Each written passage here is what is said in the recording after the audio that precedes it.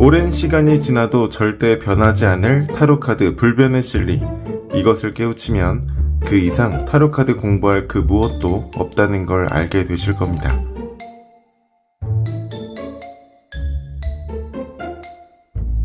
타로카드 해석의 불변의 진리는 바로 있는 그대로 바라보기입니다. 거창한 걸 기대했다면 허무하다고 느낄 수도 있습니다. 하지만 어떤 학문이든 진리에 해당되는 것은 단순하지만 변하지 않습니다. 있는 그대로 바라본다는 건 이런 의미입니다. 여기 두 장의 타로 카드가 있습니다. 이 첫 번째 카드는 바보 카드인데요. 절벽이 있다. 그 위로 인물이 있다. 인물이 고개를 들어서 어딘가를 바라보고 있다. 등 뒤로는 태양이 있다. 이 사실에 주목하는 것을 말합니다. 절벽이라는 것은 누군가에게는 어떤 구간의 끝 지점일 수도 있고 또 누군가에게는 무모한 현실을 말하는 것일 수도 있습니다. 하지만 이 절벽이 있다는 이 사실은 보는 관점에 따라서 달라지지 않습니다. 그냥 그 자체로 있는 것이죠. 바보 카드가 실전에 나왔다면 절벽이 있다. 그 위에 인물이 있다. 무엇을 바라보고 있다. 등 뒤로는 태양이 있다. 사실 지표에 먼저 주목하고 사실을 있는 그대로 바라보아야 합니다.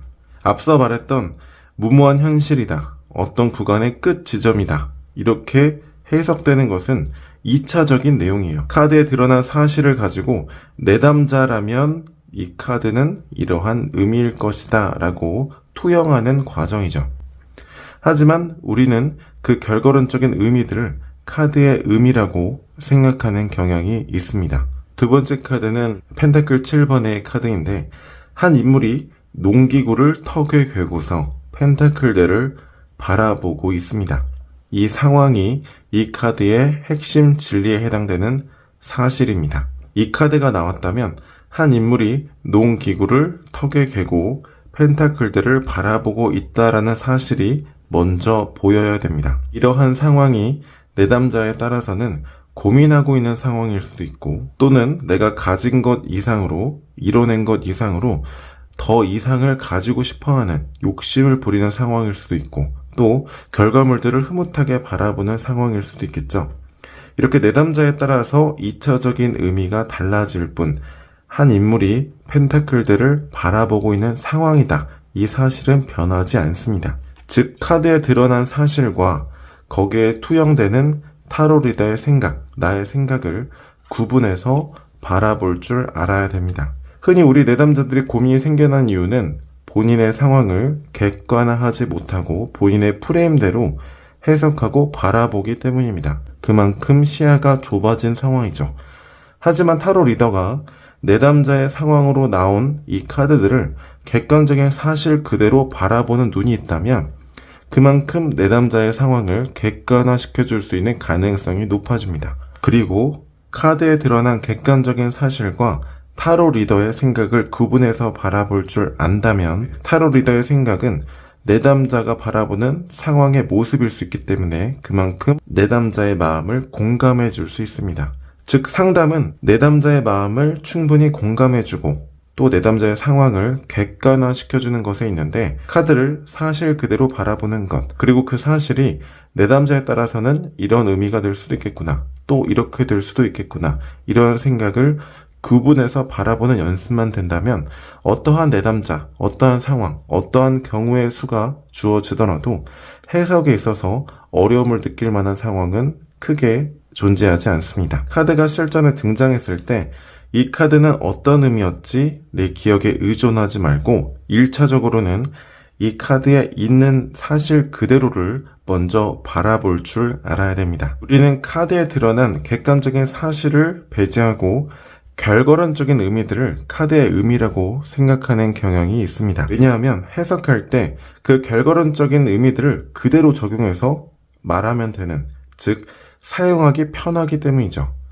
두 번째 이유는 그 결과론적인 의미들을 많이 외우면 마치 공부를 많이 한 것 같고 내가 타로에 대해서 많이 아는 것 같은 착각을 불러일으키기 때문입니다. 하지만 카드를 있는 사실 그대로 바라보는 눈이 키워지지 않는다면 어디까지나 2차적인 의미를 그저 달달 많이 외우는 상황, 카드를 오랫동안 보았기 때문에 카드에 익숙해져 있을 뿐 카드의 본질에 도달한 적은 없는 상황이 됩니다.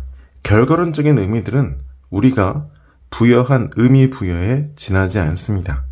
이 결과적인 내용들을 진리로 외우기 때문에 이 카드는 이 상황에서는 이런 의미인데 또 저런 상황에서는 이런 의미네 헷갈리기도 하고, 타로 카드는 코에 걸면 코걸이, 귀에 걸면 귀걸이 같은 느낌이 드는 것이죠. 저 역시 타로 카드를 머리 싸매고 공부하던 시절에는 어떤 카드가 좋은 카드고 또 어떤 카드가 나쁜 카드, 이렇게 타로 카드에는 좋은 카드와 나쁜 카드가 있는 줄 알았습니다. 그런데 실제 타로 카드를 가지고 실험을 해보면 그 구분이 없는 거예요. 이러한 사실이 저를 더 어렵게 만들었습니다. 그런데 사실 그것은 나의 분별심 때문이지 타로 카드가 어려운 것은 절대 아니었거든요. 카드를 있는 그대로 바라볼 때 해석은 그저 따라오는 것일 뿐입니다. 타로가 어려운 것은 그 자체로 바라보지 못하기 때문입니다. 그 카드에 투사된 내담자의 상황, 그리고 우리의 인생이 힘들게 느껴지는 것 또한 사실을 그 자체로 바라보지 못하고 자꾸 판단하려고 하기 때문입니다. 어린아이들은 세상에 대해서 분별심이 크지 않기 때문에 있는 사실 그 자체로 바라보고 접하게 되는 모든 것들이 사랑스러워 보이고 행복하고 즐거운 요소들로 세상이 가득 차 보이죠. 하지만 우리는 나이를 먹어감에 따라서 옳고 그름이라는 분별심을 많이 따지게 되고 그것 때문에 세상을 더욱더 힘들고 어렵게 느끼게 됩니다. 우리가 마주하게 되는 내담자 역시 그러한 옳고 그름의 기준 때문에 세상을 더욱더 힘들게 살고 있는 것입니다. 타로 리더가 그러한 분별심이 강할 경우에는 타로 카드를 있는 그대로 바라보지 못하기 때문에 내담자에게 그만큼 해줄 이야기도 적어지게 됩니다. 더불어 해석도 되지 않는 것이죠. 1000년이 지나도 절대 변하지 않는 타로 카드 궁극의 진리는 이 카드 있는 그대로 바라보는 것, 그 이상 그 이하도 아닙니다.